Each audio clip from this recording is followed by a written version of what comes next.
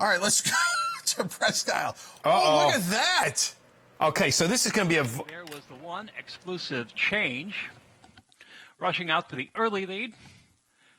Taking over on the inside will be Make the Bed, showing early speed today. Matches strides with Silent Spectre right there on the outside. Then about 2 lengths back in third to Imposter Syndrome, followed on the outside there by Tis Big Money. That's your favorite. And then at the back comes Brennan's War. Then a big gap back to the rest. Elusive Change and Brady, the distant trailer. Quarter 23 and 1. And the matching strides is Make the Bed inside. And on the outside, Silent Spectre. Meanwhile, here comes Brady along with Tis Big Money making a move, 3 and 4 wide. Behind them in fifth will be Imposter Syndrome. Up to take the lead, Tis Big Money. Gadiel Martinez coming right back on the outside. Brennan's War with a chance. Down on the inside, that's Imposter Syndrome looking to move through. Make the Bed there back and forth. In deep stretch, big. Tis Big Money's got the lead inside. Imposter Syndrome hanging top, but will be second best. Then a photo for the show dough, Brennan's War, or Make the Bed. No doubt about the winner, Tis Big Money, in a time of 1:05 and 3.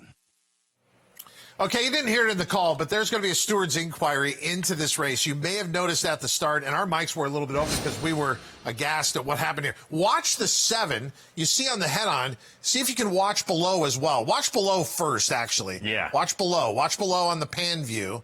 The 7's going to break through the starting gate before everyone else. Under those circumstances, normally, Simon, you know, the horse breaks through. They don't break out of the gate. In other words, they don't spring the latch. And then the 7 is brought behind the starting gate and reloaded. But what happened here is the 7 breaks first, then they spring the latch. But now watch the 5, or excuse me, the 1. So, look, the 1, under normal circumstances, you would say, okay, that's his own fault. But it wasn't normal circumstances because the 7 broke through first. The steward's going to be looking at the 7, and they may look at the 1 here. I'm just watching the other gates. Make sure they all open. Look, the 7's clearly through, and now they spring the latch. So when the 7 broke through the starting gate, there should not have been a start. That they should not have sprung the latch. It happens, but I'm just saying, when the 7 broke through, normally it would then be Outrider goes and gets the 7 right there. See the 7 break through? Yep. And then they were just kind of committed to starting, so they could not stop their action technically. So I've seen a scenario. The only other scenario I've seen like that, I've seen where the gate opened prematurely. The horse didn't push it. Like, I'm talking milliseconds. But as you watch the head on here, this is the 7 causing the front of his starting stall to open. Yeah. Right? It certainly is. You know what's stunning to me? Where's the Presque Isle feed? There is the inquiry posted? Because I can't quite. Okay, that graphic is not very helpful. I'm talking about what they're sending out there. And the rider knew it because he yanked. He took a pull on the 7. And here's where I feel bad. The 1, okay, watch the 1. Now, that is of his own making. Yeah. But, I mean, with the 7 doing that. You think that could. Right. I mean, you don't know. The 1 is going to be considered a starter here, but I think the whole thing was a mess from the very beginning. So you're saying void the race? No, they're not going to. No. They will not. But let me ask you this. Was there enough time?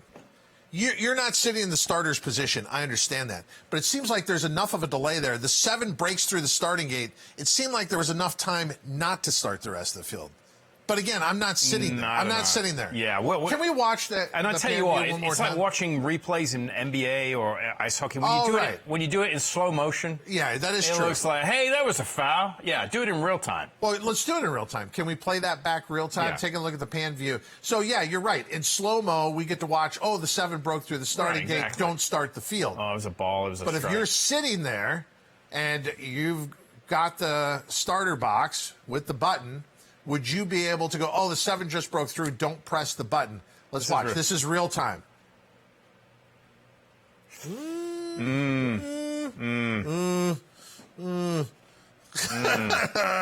Yeah. Okay, roll it. Real time. Yeah. We shouldn't have started. And trigger finger. Well, okay, now we're going back to the 1. But here's what I'm saying. here's what I'm saying. If you're the rider on the 1, everybody, I think, in that starting gate knew the 7 broke through early. So I would understand if someone's not prepared for the start to actually happen. So that's why I'm saying the 1's going to get penalized. And look, they've already made a decision, and I don't know if they've declared the 7 a non-starter. Can we show the head-on? Because I want to see the starter's on the track. I'm just wondering if he had his eyes. See the right? Yeah, see the starter here. We're going to look at it. We're going to look at this down on the rail. Yeah, right? Whether he's. I don't know whether he's looking. I mean, obviously. Oh, I see what you're saying. Who's the last horse? Okay, so the 7 is already broken through the starting gate at this point. But yeah, he's not looking out at the 7. Okay, we are being told that the 1 and 7 are non-starters. Okay, you're right, and I think that's the right decision. If it were a fair start, and what happened with the 7 didn't happen, and the 1, well, the 1 was never held by the assistant starter, right? No. Okay. See, I'm thinking the starter was looking at the 1. You don't know what's going on there. They might be going, no. Look, right. Well, we're looking at the head on here. No, but you're right. I mean, you can't tell completely, but looking by his body language. Can we turn that camera? It looks like he is looking at the 1. There? You gonna get over there? I'll get over there. Let's see this. Look at that. All right. So at the head on, are we doing this in slow-mo and stopping it? See, I think he's looking here. Right. I think this horse might be acting up a little bit. And we don't know what they're saying in there. I got to stay on the line. We don't know whether he's going, wait. And you can see the assistant starter on the 1, his feet are on the ground. He hasn't gotten back up there. Right. And so, yeah, it looks like there is an incident with the 1. So this is now the 7 breaks through. And I think I don't think he's seen the 7 break. I really don't. Right. Yeah. So the actions of the 1 kind of distracted everything that took place. The 7 breaks through. Okay, 1 set. I'm now popping the gate. That's 1 second. It's less than 1 second. Yeah, I don't know how you pull it off. That was very good, by the way. Getting up there. That's what I'm here for. Kenny's pictures, right? But I think in the end, now the connections of the 1 and the 7 are not going to necessarily be happy. Right but from a betting public's point of view, absolutely the right call. Yes. Great credit to Presque Isle Downs. Because I was going to say, if you didn't have the incident with the 7 and the 1 broke like that, that's his own fault. But under the circumstances, I think you have to say 1 and 7 refunds. And the thing I like is they made the decision fairly quickly, actually. Yeah, I thought it was pretty obvious. Yeah. Not something you see very often, though. No. And like we said, it is one of the hardest jobs in racing because nobody notices you until something doesn't go right.